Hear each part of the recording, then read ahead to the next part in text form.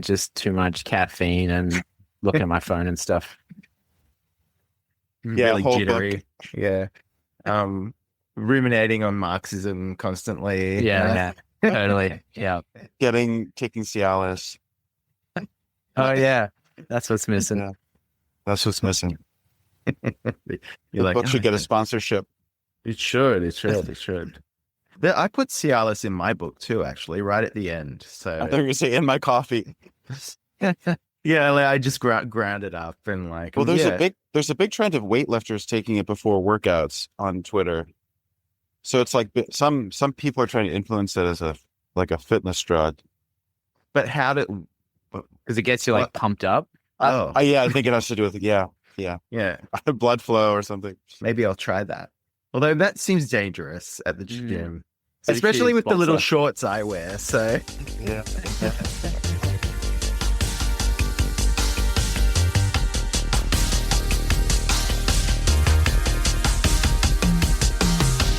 You know, he's really he's shameless in intellectual argument. He's absolutely without character, or moral foundation, or even intellectual substance.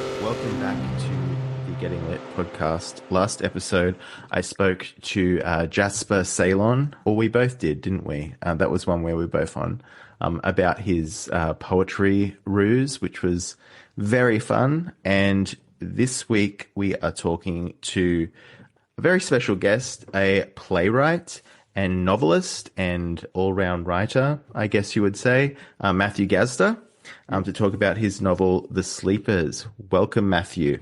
Hey.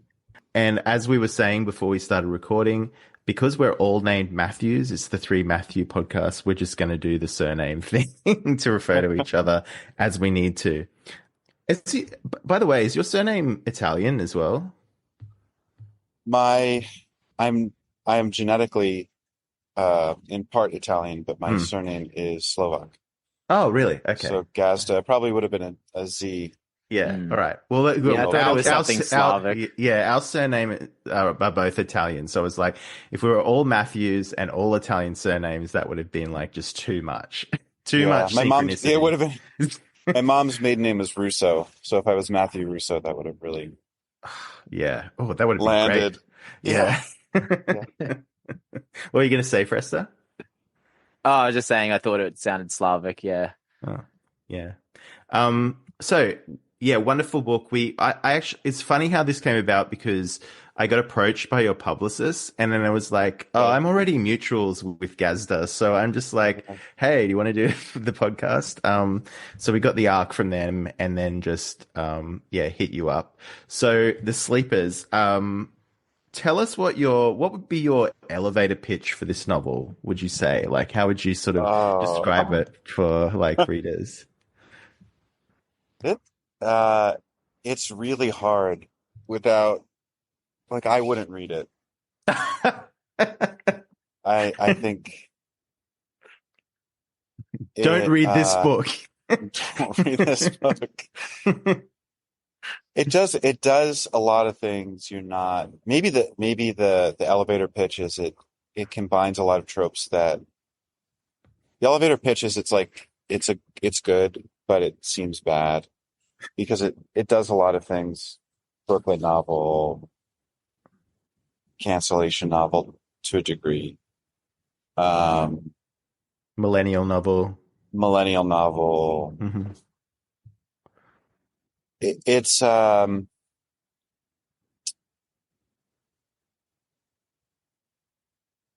think if I was really trying to I think I said it to a younger friend after a play last night, or after one of my plays last night, that it's like what it was like to be in 2015, which also might be a turnoff. But I do think it's I'm proud of the way it captures the texture of what's now a decade ago.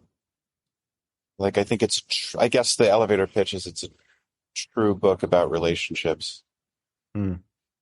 That's great. It's a great sort of description. At a certain time. Mm. I like that. So it's set in 2015 is what you're saying. Yeah, and So then the end of the book jumps ahead to 2019. You get the idea that it's like 2019, then it's 2021 or 2022. Yeah. So it's interesting that period of time. It's kind of weird where like is it at that point is it a period piece or not, you know, because it still feels like we're still in the 2010s even though we're not. We're just it feels like we're only just coming out of them, you know. So and that's something that I think that your book gets at as well. Like a lot of the same kind of the malaise that you're describing here still exists, particularly for a particular kind of generation that you kind of draw very well here. I really liked it because it was like simultaneously cinematic, but also like very internal, which was it's really delicate balance to strike, I think, when you're describing some of these things. I think a lot of literary fiction that is set in kind of modern times, like post-internet stuff, periods, it sort of seems the internet is a problem, I think, for literary fiction because a lot of writing seems the internet's a problem. The internet's a problem, and then I start getting sneezing like I'm having an allergic reaction.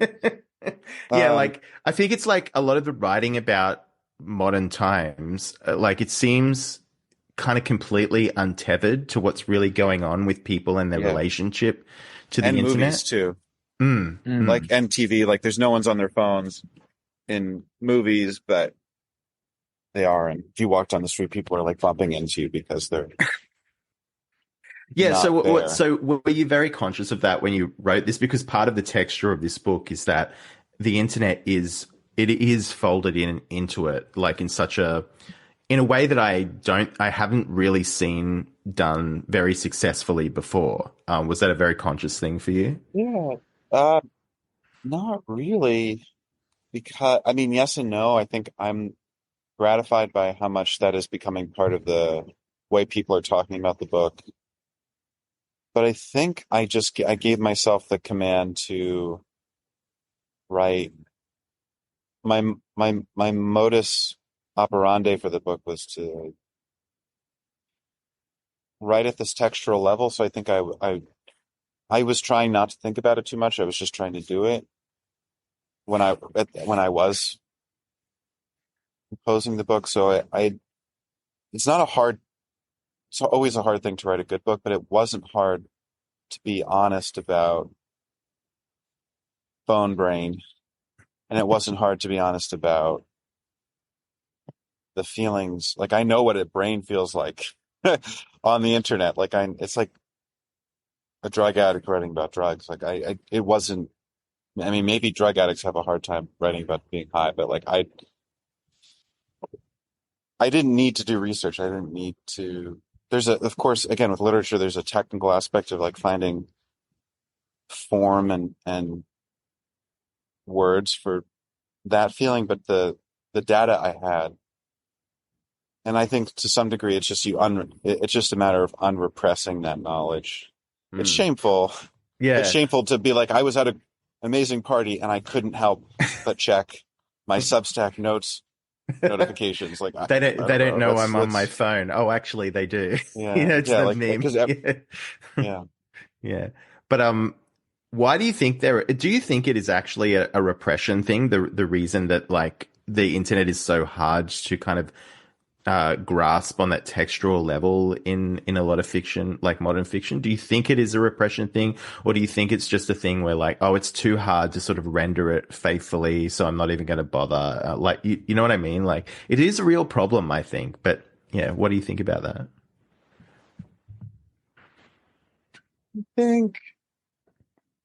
I think what you end up with are two camps where you get alt lit, like internet fiction that is so infused with the internet that the internet is the dominant, the voice of the novel, or you get self-consciously Wes Anderson-y,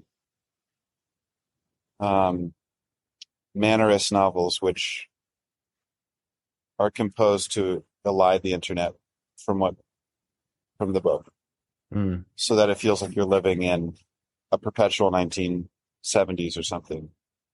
Or it is sort of there, but it's kind of like just treated in the same way that like films or TV were treated in novels of the past, you know, but this is why it always rings false to me, because it's a completely different type of media experience, the internet, because it's ubiquitous and like everyone's on its phone brain, right? Like, So I think it's integrating the two. It's integrating the two selves, maybe like the two software operating systems is what really where literature hasn't been, like contemporary literature really hasn't done that very much, where there's like an outside and an inside. I think maybe I'm age-wise well situated to do that. I do think younger novelists are mostly just writing these internet. They're not really novels about the internet. They're novels like with the internet is just a presence in them, and they tend to have like they're surreal and they're unreal.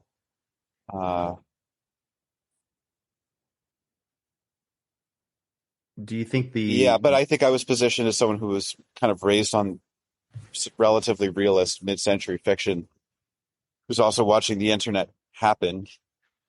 I think I did have that position. I could go back and forth and say, and so is Dan in the novel. Dan is experiencing changes in his brain. It's like a menopause novel. It's about someone experiencing a disturbingly permanent shift in their body and in their moods and in their experience of the world. Mm-hmm. Mm-hmm. Yeah, no, I totally get that. Like, and it is interesting that you say that you're kind of poised you're in this position where you can do that, because I do think that I'm assuming you are a millennial as well, and I think that millennials are in a unique position in that we remember the world before the internet as well, and so like, you know, we have experience of what the life used to be before phone brain and things like that. So you can bring these sort of insights, I guess, as to while being a part of that internet world. Because the thing is, boomers can do this, maybe, but not really, because they have a very different relationship to the internet. Like, the only boomer actually that I've ever seen convincingly do anything to do with the internet was Bruce Wagner. That makes a lot of sense. Yeah.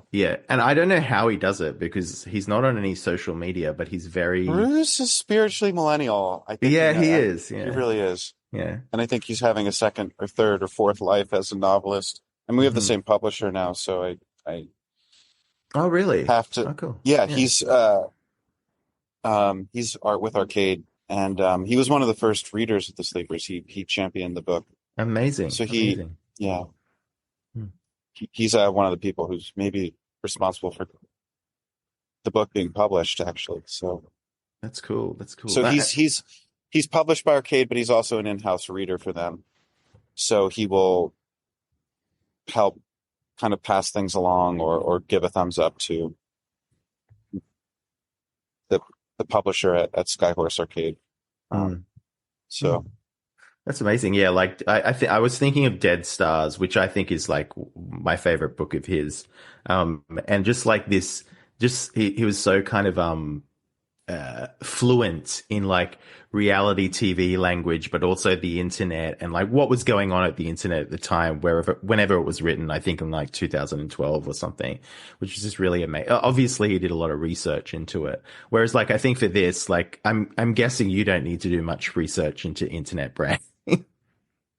You just need to look inward. Look inward, yeah. Yeah. Yeah. So I do want to talk about the theater for a little bit because I got a Yeah. bit of a background in theater too. So obviously, actually not so obviously, maybe for our listeners, you're pretty well known for theater in New York, putting on plays during the pandemic, which I thought was very heroic of you. I like that.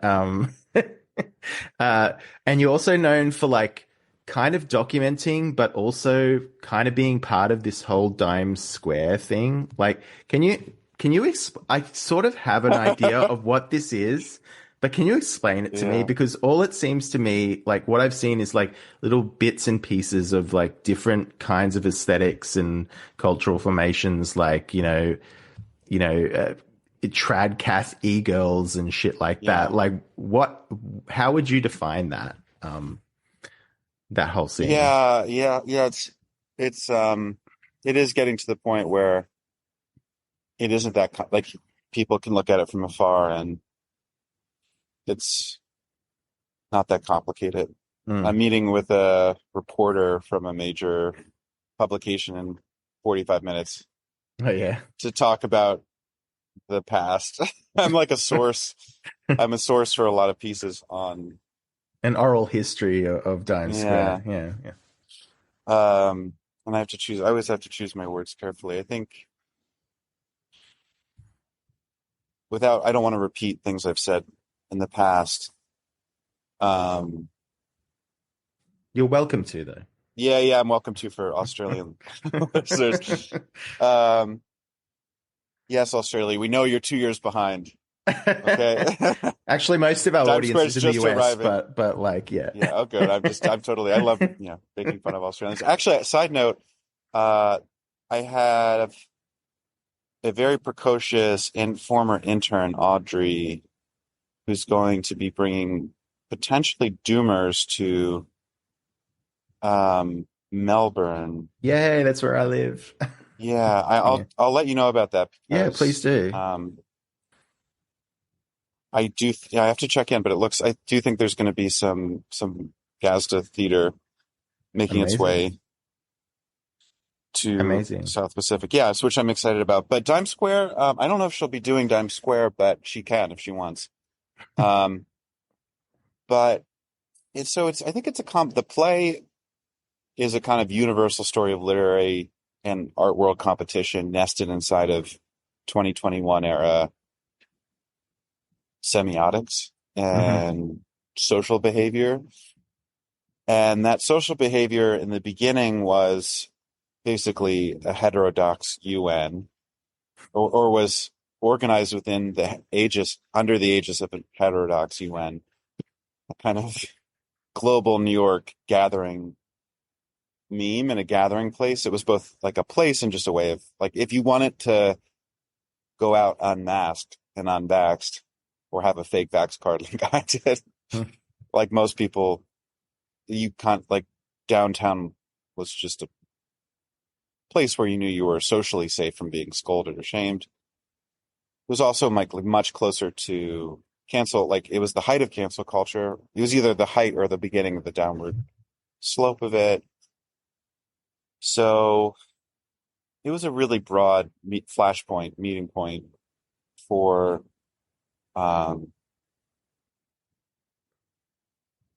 people maybe who just regret it past 5 to 10 years of American culture, which was really, I think it was really just extreme. It was right after Jan 20th, or Jan 6th, it was right after George Floyd. I mean, there are so many things now which are like jokes or memes that no one takes that seriously, but people took really seriously. And naively on all, like, just, I think there's there are going to be a lot of books written or are being written about that period. The Sleepers in some ways is the prologue to 2020. Is like in some ways I wrote intentionally. I didn't know I was writing it in the beginning as that, because I started in 2017 writing The Sleepers, but I edited it through 2023, 2024, and I really began to see it as an introduction to this larger tectonic shift. So yeah, Dime Square really was a place to hang out, I think, on the basic level. There were some memes attached to it. Red Scare was at its zenith as well. And yeah, there was large, you could be broadly heterodox without having larger commitments. Yeah. And that There was sort were, of like those were sort of the energies that were kind of going into this scene. yeah. The thing that's interesting about it as well is, I think, is again, linking back to the novel, is the presence of the internet. Like, you know, Yes. why do I know what Dime Square is? It was the capital of the internet. Yeah, it became. Yeah. It was the capital of New York internet. It was really, or internet in general. It was the first salon for the internet. It had this weird. I mean, I think one of the things that people hate about it. I mean, hating on Dime Square is also its own meme or its own. Yeah. Over like socially conditioned impulse. Like I to this day, I mean, as of this past week, I will have people logging on to tell me that I'm funded by Peter Thiel with no evidence, because I wrote a play called Dime Square. And I'll have to, sometimes I'll DM people and I'll be like, this was our Kickstarter. Here are pictures of if you think this looks like if you think we had like $500,000 to do this, you're like, there are thousands of witnesses that this was a shoestring operation. Totally organic sort of thing. Truly.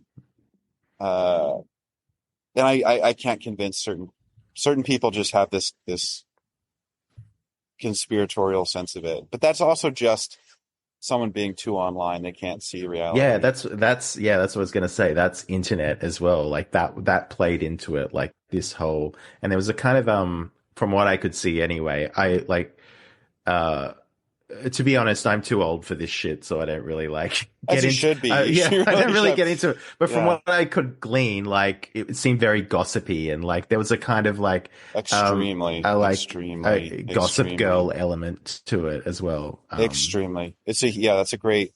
It was also just I mean, there are anonymous message boards. There are. Like post-cancel culture, gossip became gossip again, which was another.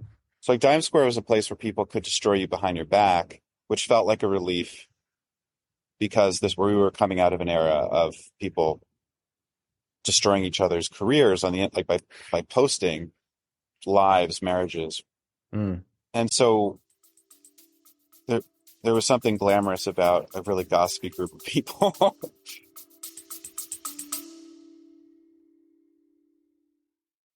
Hi there, listeners. Sorry to interrupt. We really appreciate you listening to us, but if you'd like to hear more from us, you should check out our Patreon. Go to patreon.com/gettinglit and gain access to our exclusive bonus content, including Back Matter, a special after show where we chat a little bit more informally with our guests, usually about a film or something else related to the main episode. For just $5, you get access to these bonus episodes, as well as the full archive of every episode we've ever done. Meanwhile, the new $10 tier allows you to make reading suggestions for the main show. Give us the weird, the wonderful, or the workaday. Whatever it is, we will read it and we'll talk about it.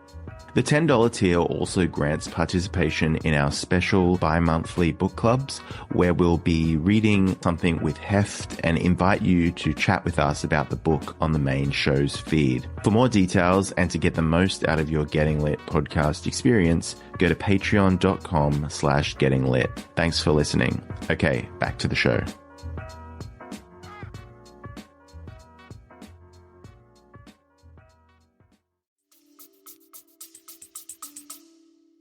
And also, it felt like a return to tradition of New York being a place where secrets are gated rather than public.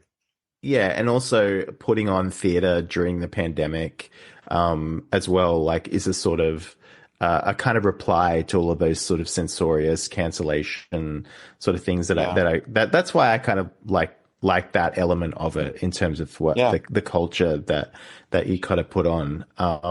But moving on from that, like, why did you want to sort of, I mean, you kind of answered my question just before when you said you started writing the novel in 2007, 17. So this predates, I was prophetic. Yeah. predates, I actually created the whole thing. I was writing it in but 12th like, grade. I was going to ask you, like, what, presumably you've been writing plays for a while, but like, why did you sort of move to the novel after building a voice in independent theater?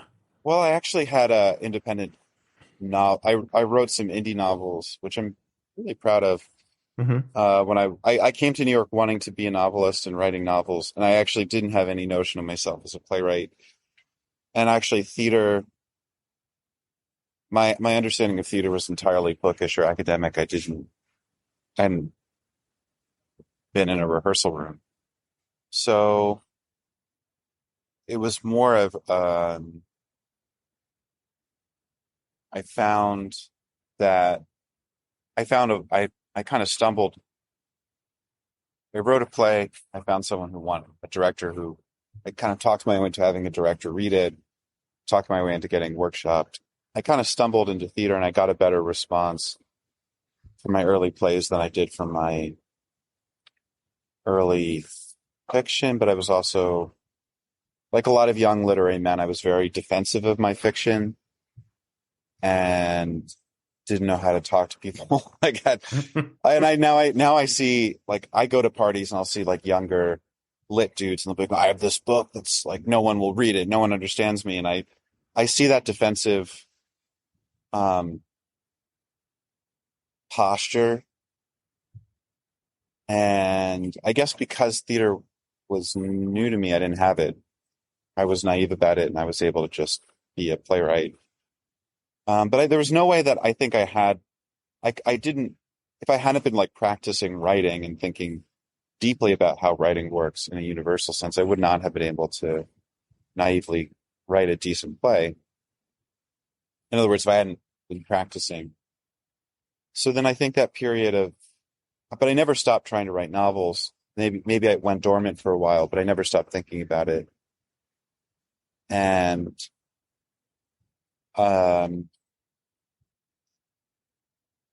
it was just the case that there was a symbiotic relationship from the beginning. In other words, I think being a young man moving to New York, wanting to write a great novel, practicing writing, discovering theater allowed me to learn, like, theater brought out new dimensions in my writing. Believe it or not, I used to have a lot of trouble writing dialogue. I had a block against writing the way people talked when I was when I was 22, 23. It was painful to write normally. I wanted to write Finnegan's Wake or like I had a sounds super very high modernist. 23-year-old. Yeah, exactly. Yeah. And now I'm accused of writing the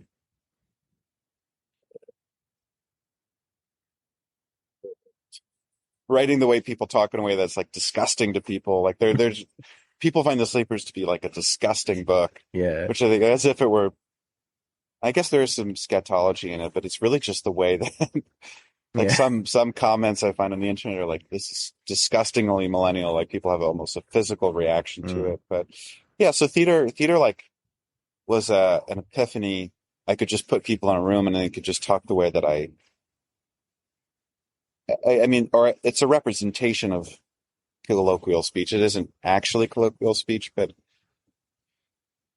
yeah, that's one thing that people have to be careful of, especially in theater, is that you can't make dialogue too naturalistic because it's not natural. It's a theater setting and it has to serve the kind of narrative thrust of the play. So yeah, that's one thing that some people go too overboard in trying to be too accurate to how people sound and things like that. Fresta, did you find this disgustingly millennial, this book? I found it like super readable. Like I kind of binged it, like because the chapters were quite long, but I would always like read at least one whole chapter all the way through in each sitting, and like because it was largely dialogue, it just kind of like I felt like it kind of read like a play very much, but without being like in the play format where it's like, you know, this person colon their dialogue and then the scene set. Like it's sort of just, you know, I'm more used to reading novels, so yeah, I found it just like super enjoyable and fun to read, and yeah, like it was very millennial, but I didn't find it disgusting. Thank God, yeah. Well, we're all millennials here, I guess. So yeah, I think, yeah, and I think it's older, younger people who like that seems to be where the reactions are coming from. Like Gen Z who are reading the book and going like, I can't believe people used to be like that, and then boomers who are reading the book going, I can't believe anyone was ever like that. Like these are, I didn't raise my children to be like this. Did you? That's one thing I would. did. Yeah, the internet did. And then I would say the other, just as a side note, like the other type of hater of this book seems to be, the fascinating thing about this book is like the Dan type, who's like there are Dans who are hate posting about this book. And I had this epiphany, I think I said in another interview, like Dan, the protagonist of The Sleepers, would hate The Sleepers. Like that to me is like the most gratifying part about this book. Yeah, how would you sum up Dan to someone who hasn't read the book? Like, what's a one-line summary of Dan? I've got a question for you that I'll ask after this, though. Self-satisfied, naively leftist, lit bro, soft boy. Soft boy. yeah, exactly. Yeah. And I wanted to. Did you read that article about quote unquote Brodenism? Yeah. Would he be a Brodenist? Do you think? No. I think that's so. He could be the Dana. No. He likes like 19th century literature. Like Yeah, but some of the Brodenists do too, and they're just like they like the old stuff, but then they want contemporary fiction to like move away from that. You know what I mean? Like I don't know. You could. The Brodenist to me is a little younger, and heavily. Brodenists are translation guys. Dan's actually an Americanist in the book. He wrote his dissertation on Henry in the book. He wrote his dissertation on Henry James. The Brodenists, I can't. It's hard to justify why I think Dan wouldn't be. But it's a similar kind of pose. Broderness, it's definitely a similar kind of pose. You could have a novel about it, bro. You could write a sequel to a book in the style of the Sleepers about a Brodernist. Yeah, instead of saying he likes Lars von Trier films, he'd say he likes the Hungarian guy with the unpronounceable name or whatever. Krasnohorkai. Yeah. Like the Sleepers of the 2020s would follow a Brodernist who's like watching a Krasnohorkai reading. He's taking Cialis to go see Krasnohorkai. to stay awake. Yeah, to stay awake. Not to be hard, not to get off. I did think you were very like sympathetic though of your characters. Like, well, like, you know, a Marxist professor who writes like socialist blog stuff or whatever. Like, I still felt like you still kind of root for Dan in some way. Like all of the characters, like they're all kind of contemptible, but it was like a lot of compassion and empathy, and not just trying to like present this sort of, you know, thing to just tear down. Like it was very, empathetic with the characters. Yeah, I think because none of us are in a position to totally disassociate ourselves from these behaviors, these people. The whole point of Dan is that he thinks he's better than the people he's writing about, the people he's commenting on. And so to do that in turn is to commit the same sin. And so, like, Dan lusts after younger women. He watches porn. He thinks he's really smart. He is emotionally disengaged from his actual girlfriend. He has anxiety about money and about he's trying to he's like concealing his middle class Midwest origins. He has anxiety about his intellect. Yeah, these are all these are all sins we've all such committed. cases. Yeah, Yes. many such cases. And so I think to have written that from the point of view of I'm better than this guy is Yeah, I think it wouldn't work. It just wouldn't work for deep. Yeah, and I think all good novels kind of do that. And like, even if you're writing about really contemptible people, you, as an author, you should have a kind of like a compassion for them. Like that's part of understanding them, and you kind of do have to understand your characters if you're gonna go on this journey and like basically create them. It's part of it. But one of the things that you're kind of mentioning there about the characters, so it mostly follows Dan, his partner, and features his partner's sister as well. But like one of the things about it as well that I loved is not only the presence of the internet, this kind of like intrusive presence often, but it's also a really kind of really solidly a New York book. But at the same time, that like intrusiveness of the internet, this is really hard to explain, but like maybe you'll be better at articulating it. But like all of these kind of archetypes and stuff that we're playing, that kind of Dan guy, that there's so many of those Dan guys like in my city too, and I imagine in Fresta's as well. Like it's all, the internet kind of distributes these kind of archetypes. So on one hand, it's a really, really New York book. I get like Renata Adler kind of vibes from it sometimes, like like a millennial version of that. But at the same time, it's very like it's not really like located in that way. Like these things are everywhere now, particularly in the West, because of the internet, you know. Well, yeah, and I think that's Dan. One way of looking at the book is Dan is in Greenpoint, but he's in Cincinnati, where he's from. Yes, where he's in he could be in a coffee shop. When he goes into a coffee shop in the book, he could be in Melbourne, or he could be in Portland, or he could be like there is a coffee shop laptop leftist guy who is everywhere in the West, and definitely was in 2015. And the book begins with a quote from Musial and the Man Without Qualities, and in that it's a weird epigram because it's about the protagonist. It's taken from this part of the Man Without Qualities where the protagonist is realizing there's a serial killer on the loose throughout Musial's novel, and Ulrich is realizing that everybody has the qualities of this like sex killer in what I guess would be Vienna of the 20s.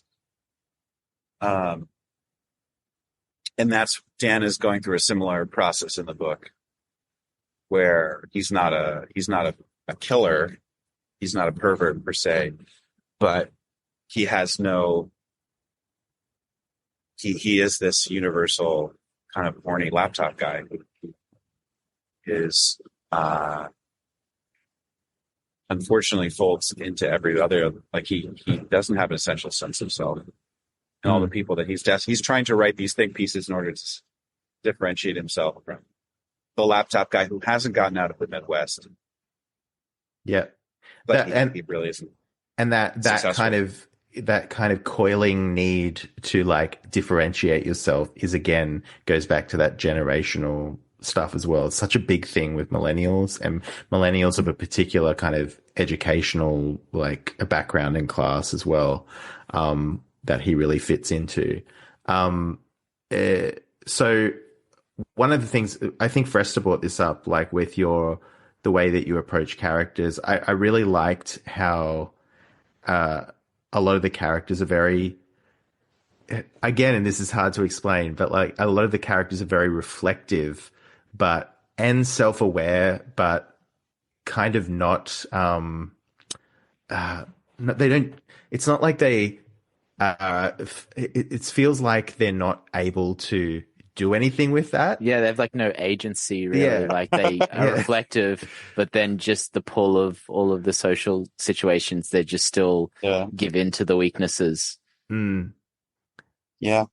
Yeah. So like that happens. Yeah. But like in terms of storytelling, like do you kind of resist a kind of, because I think whenever you close something off, and we don't have to spoil how it ends or whatever. Yeah, we don't want to do that. But like whenever you close something off, that can often, sometimes if you're trying to get at this like psychological realism of a particular time or a generation or a people or whatever, you can go for this kind of very realistic depiction, but like you might be kind of hesitant to kind of close it off in a kind of narrative way, because that can sometimes seem didactic. Like, did you ever get that feeling that you didn't? Because I get the feeling that you're not very didactic. You don't want to go that. No, down it's. that road. I mean, it's empathetic. I remember getting Tinder for the first time. Tinder does feature in this book and too. I have a flip phone, and I did have a flip phone, but there was like a 6-month period where I didn't. I did eventually get dated. I have an iPad, so I have my own relationship to dating apps, like most people my age. Most people. You did Tinder on an iPad? That is such a boomer coded thing to do. It's totally a boomer move. Totally. Has anyone ever done Tinder on their Kindle? I should. Tyndall, yeah. Bro, modernist dating app. Dating through Goodreads or something. It's been done, I'm sure. But everyone, definitely. But yes, that is the point, that like everybody has experienced compulsive, weird. Everyone's been compulsive and weird. And I think like I'm 36, and I remember hearing about Tinder in 2012. And then being like, keeping it at arm's length, like that's a weird thing that people do, but then trying it out and it being like such a rush, like, and not like we didn't have an immune response. We didn't have a spiritual immune response, and we didn't really have theories of this. We didn't have, like, we were naive users. We being like, I think people who are now in their 30s. And now there's at least a discourse around it. Like if you follow the Murray Hill guy Twitter account, this guy almost exclusively tweets about Midtown Hinge dates, and it's like very rationalized. And there's a life mode around being on, like, using dating apps. There's a discursive normalization of that. But in 2015, you were just kind of using it.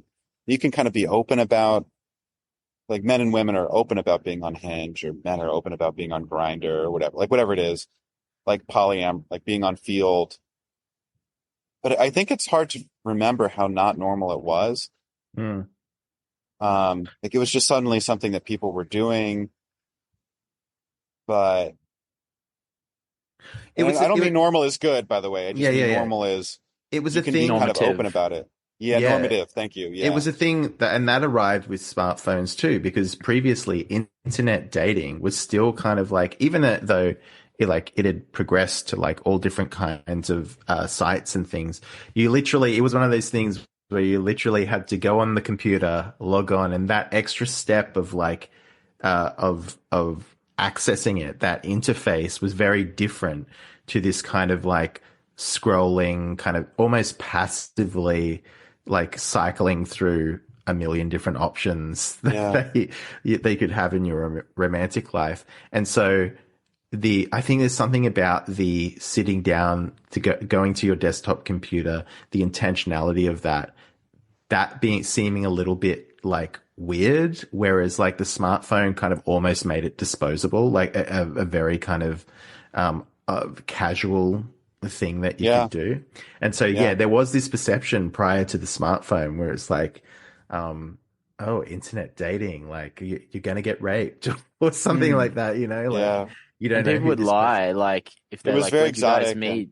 And they'd be like, oh, at a cafe, but it would really be on the internet, and like no one would lies actually about that anymore. Absolutely no one. That's it's progressive assault, I guess. Like no one's lying. They're one less lie, I guess. But I remember doing that with a previous partner where I forget where we met, but we were like I forget which partner this was, but I was like, so what are we gonna say? How do we meet when we meet our families and stuff? And it was the usual sort of friend of a friend kind of thing. But yeah, no one lies about it anymore, which is interesting. But yeah, that particular, I was talking at the start about the texture of the novel as well. Tinder in that was like, that is so, I think that is probably going to be a little bit confronting for millennial readers who are on those dating apps. And like, I was reading that first chapter with the swiping, and I'm just like, man, I am so glad I have a partner and I'm not doing this anymore. I mean, I was engaged and then we broke up. I've been like going through kind of getting back in, like I've been like the last like, 6 months of my life, I've been a bit of back and forth between that. And it was, I mean, it was weird being really heartbroken and then like getting a dating app and feeling these weird pulses of, you're like back in the game, but then it doesn't feel the same way it used to. And like the drug doesn't work the same way that it used to. It kind of works. And we will all continue to write and think about these things because, you know, at 11 a.m. for me, have your coffee, like talk rationally about contemporary, like dating and love and sex. Then when you're in it, or just sex in general is a drug. So there's no rational way sex shouldn't be rational. Yeah. I think The Sleeper is like, that's in the book as well. But then now there are levels of, there are levels to it. So it's true that like a relationship feels like a fortification around this like shameful, compulsive, algorithmic lifestyle. And I think like what you said is really honest and true. Like there's a sense of being saved from being a marionette. Like you get your status as a person back. Yeah, because you get sucked into that vortex. That's actually kind of I wanted to ask about how you like I was saying before, how characters see in this book, they both seem hyper aware of like their desires, but also totally at their mercy, which is just the like a kind of tragic element to it, which I really like. Do you think that is a particularly, I'm going down the millennial route again, do you think that's a particularly millennial kind of feeling, or do you think it's sort of a more universally human, or maybe both? Is what exactly a universally human? That kind of being hyper aware of like your desire, but also like just totally kind of at the mercy of it as well. That is hard for me to say because I know what my firsthand subjective experience is. I do think it's more millennial for sure. Just based like,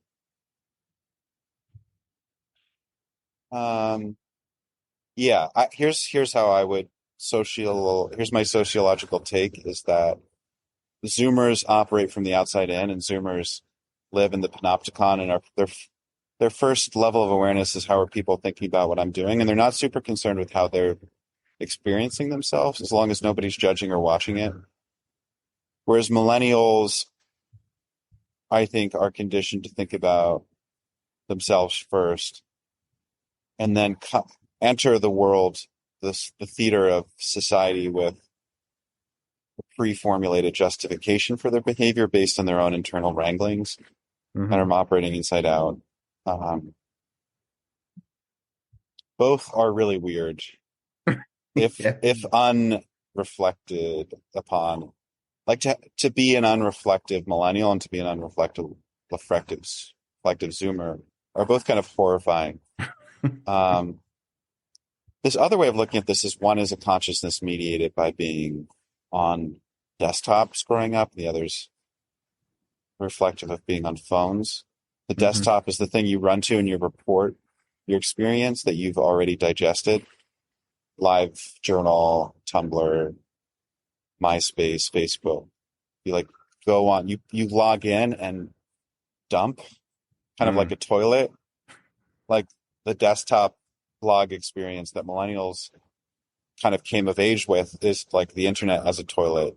You link your toilet up to everybody else's, where the smartphone and TikTok and Snapchat and Instagram are something a little different.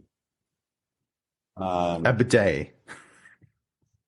They're like a perpetual global vibrator. Like depends with a adult camera. undergarment. Depends. Yeah. Wow. Just always attached.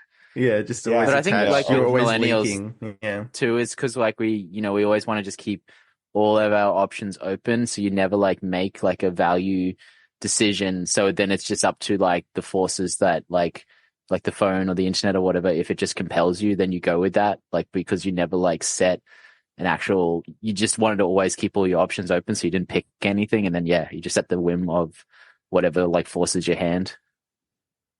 Yeah. Yeah. It's like, that's exactly right. So I think that's a really nice way of framing it. Like there's the illusion of choice and optionality. And then that moment of choice is delayed up until a choice is made for you. And then you have to rationalize and theorize about why you actually wanted that the whole time. That certainly would describe how the characters in the sleepers are operating. One of the things that like I love that distinction between the toilet of the desktop computer versus the smartphone as well, because one of the things that it also did was that like you kind of learnt things on the internet, like whereas a smart, like, you know, Zoomers are weird because they're kind of like boomers in that they don't know how to do anything on the computer. Like they don't know how to format a Word document. They don't know how to like, I don't know, convert a PDF to something else or whatever, like, which is just basic things that we learned. I didn't even know if I learned it in school. I know. I just learned it by doing it on the computer, you know, like, if you needed to do something, you like worked out how to do it. Whereas the smartphone is this like space of absolutely no friction, but endless kind of distraction to pull you in. And I think that's a really crucial difference as well. Yeah, I mean, we could go on and on about all of Like these Tinder. seemingly marginal, these marginal cases. We don't take any single one of these things to be that important, but they are. The PDF or Tinder. In the long run, they aggregate, and so someone who finds Tinder foreign and the PDF foreign, and even calling on the phone foreign, like those differences start to add up. Oh, they're petrified. Zoomers are petrified of talking on the phone. I don't get it. I love talking on the phone. That's why I have a podcast. Running a theater company with a mixture of older people and younger people, it's amazing. I've often, like, there are internal conflicts. This actor's upset with me or with someone else or and often, like, I've convinced Zoomer actors to call each other and it resolves the conflict, like, really quickly. It's not really even a conflict. Yeah. Oh, amazing. If there's lots of conflicts like that, you just need to start a reality show around the theater, maybe. Like, good way, good source of income. Not maybe, but it would destroy my life. Or it's not exciting enough. It's honestly just like taking out the trash and trying to sell tickets. And I know what that's like. But so, the technology, as a tool of distraction, that stuff they mentioned at the top.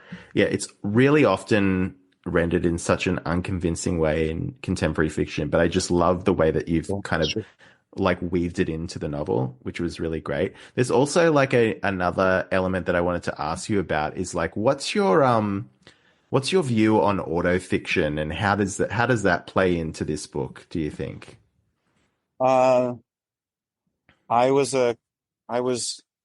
and still am a Nausgaard fan, so that's really the only one I've really read and taken seriously. I think I guess there are Rachel Cusk out there. Didion can kind of be considered a kind of sure, no, and obviously it's a fake category in the sense that exactly, yeah, it has its origins way earlier than 2015. But yeah, I think my struggle was a big influence on the style of the book. Just it was liberating to write about someone eating breakfast or answering messages, I think. But beyond that, I have no real stake or in the game, and I think it's dangerous to self-consciously write autofiction. Like anything else, usually someone does it without knowing that they're doing it. It's done naively. Genius and naivete kind of tend to go together. Oh, definitely. And once it becomes, once it becomes a marketing category, then it's probably over. So I did want to ask you, I made a mental note of this when you mentioned it before, but how are your earlier books that you did way back when, how are they different to these books or this book? I can send them to you guys. Yeah, please do. I'd love to read Radically, they're really, really, really different. Maybe there's some thematic overlap if you put all of it into ChatGPT and asked it to break down themes. But the early books are playing with the signifier rather than the signified. So there's a lot. They're much more lyrical and prose poemy at times, and they're much more subjective. So they write about the 2010s in a completely different way than the Sleepers does. And yeah, I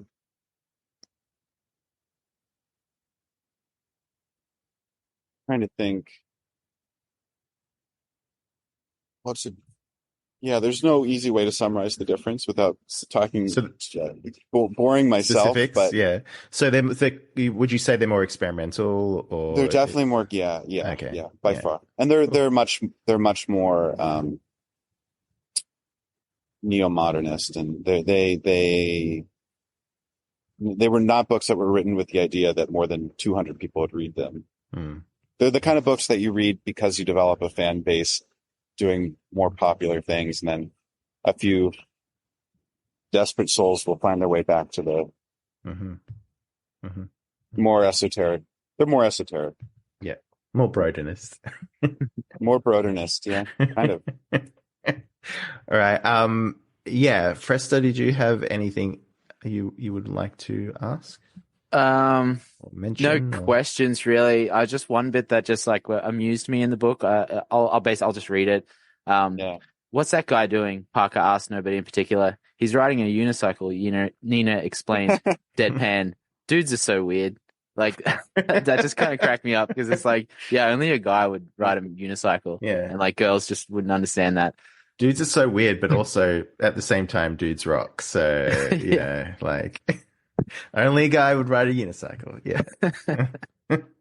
I've never seen a woman ride a unicycle. No, neither have I. I've known women who ride unicycles. But you live in New York, though. I live in New York, yeah. Australians are too self-conscious, I think, to try that.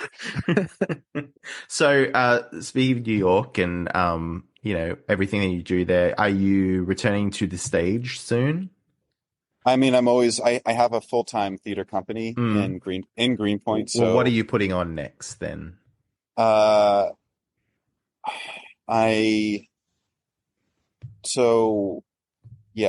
is kind of wrapping up. I had a play called Soonest Mended, which is about an open marriage among two novelists, millennial novelists, kind of closer to the voice of the Sleepers. But the characters are a little bit more successful than they are in the Sleep. They're a little less desperate when the book begins. And while I'm working on a few new plays, I don't want to give them away yet, but the next play will be a lot more romantic. The next kind of big play is going to be a lot more romantic and a lot less pessimistic than most of what I've written. I would say it's a shift from Jung to Freud, or Freud to Jung. Nice. So a little bit more mystical, a little bit more open-hearted. I mean, there's still like some brutal stretches of fighting and relationship breakdown, but there's a little bit more hope and romance at the end of this next one. Cool. Do you think I'm feeling that way about a lot of stuff too? Like I want to read and I want to make more romantic stuff, you know, like, is this a vibe shift thing? Like, what do you think about this? Like I'm feeling, are you feeling the pull of romance or is it just this play? Or no, I think it's what we always think we're doing things on our own, but then time passes and we realize there are oceanic currents taking us out to sea. Yeah, I think there's an oceanic current. I think like irony and desiccation and sociological self-awareness can only take you so far. And then at a certain point, you have to feel things, be things, let things happen. Love. In a word, love. Love. Yeah. That's very romantic of you, Mr. Gasda. So the book is The Sleepers and it's published by Arcade Publishing, is it? Yeah. And basically you can get it everywhere. It is out now, isn't it? Like you can get it everywhere you get books, basically. Yeah. And I should say, like on the theater front, my next play collection called Zoomers and Other Plays comes out in the fall. Excellent. Yeah. And then my writer's diary comes out as well in the fall, and that is a compilation of my Substacks. I really like your Substack too. Like, thank you. I don't go on Substack enough though. This is my problem, and I think this is everyone's problem. No, I think that's not a problem. Don't go on Substack too much. But like I've got all these people followed, and I always feel really bad to. I think Mimeticism is doing its shameful work on you. Yeah, that's true. That's true. Yeah, I would be much like for me. It is part of my career. It's a big driver of. I mean, it's been as a side note. I do personally love and like I mean my writer's diaries are a major part of my like literary life, and it's very gratifying to write them and know they're being read, but I'm a hypocrite because I just think spending too much time on like I want people to read my Substack, in other words, but the notes, like it's become so scroll based like everything else, that it is really deleterious and there's just a lot of like weird, like it's like literary clickbait. So it wants you to feel like it's high minded, but it would be better. It's better to read books. It really truly is better to not be online. Like there should be Substack worked as a digest in the beginning, but now it's like unveiled an anti-digest. And in other words, it went from digestive and pre-digested. So you could really truly read a few things that mattered, and it's kind of sold out to the scroll. And I think it needs to return to the.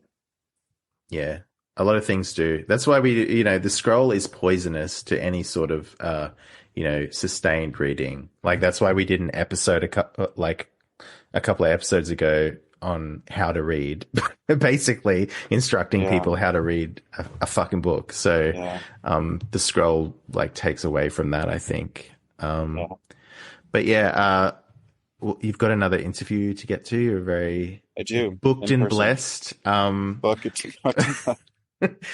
thank you for joining us. I can't speak for Fresta, but I would love to read your previous novels. So please send them along. Yeah, I will forward you guys digitals. They're a little bit probably hard to get in Australia, but I'll forward them. Please come on again. We can chat about anything. That'd be great. Yeah, I'd love that. Yeah, we can talk about those. We can talk about those.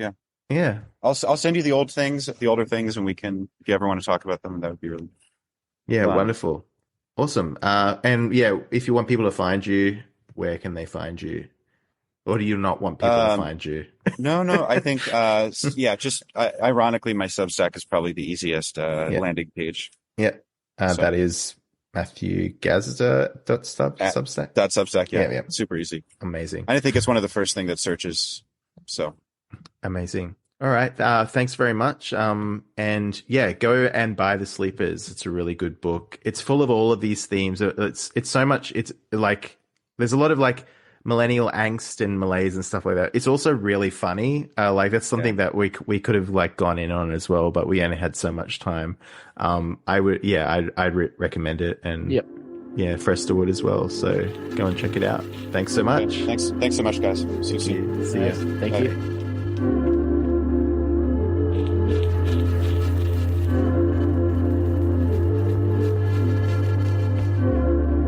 Goodbyes, I cry, I die, and then fly away. I'm turning to a building and then busted. I'm just encrusted. I'm just gutted like a fish that is rutted on a fucking dish that I just eat like a salamander. I'm just burning in cameras. I'm just falling down like by camera. My legs are just handling. I'm just eating gremlins. I'm just turning into the devil that just got caught inside of a shovel that just got worse. I'm just using a purse to fucking go to the purse that I steal from Ally McBeal. I'm just losing my heels like Achilles. I'm just losing my Phillies. My baseball game is just chilly. My dog is just caught. My animal is just brought. I'm coughing and then caught. Because my words are just bought at a scent store. I'm just riding the sensor. I'm just inside of a fucking placenta. I'm just birthing. I'm just female. I'm just waiting. I'm just female. I'm just caught up inside of a goat. I'm just lost inside of the soap. I'm just cleaning. I'm just dreaming. I'm just reaming inside of the teeming bubble. I'm just bursting with trouble. I'm just in a huddle. I'm just getting in trouble as I cuddle with a woman that shovels shit from a store. I'm just eating a whore. I'm just on the floor. I'm just titties. I'm just waiting. I'm just crying. I'm just cringing. I'm just banging out water from the dingy laundry. I just bought up some sundry. I'm just caught up inside of a bottle. I'm just eating full throttle. I'm just vomiting. I'm just chewing. I'm just using. I'm just abusing. I'm just caught up inside of somebody snoozing. I'm a dream.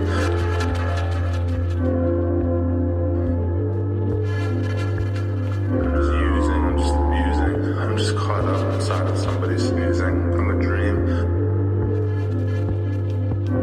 Chewing. I'm just using. I'm just abusing. I'm just caught up inside of somebody snoozing. I'm a dream. Caught up inside of somebody sneezing. I'm a dream.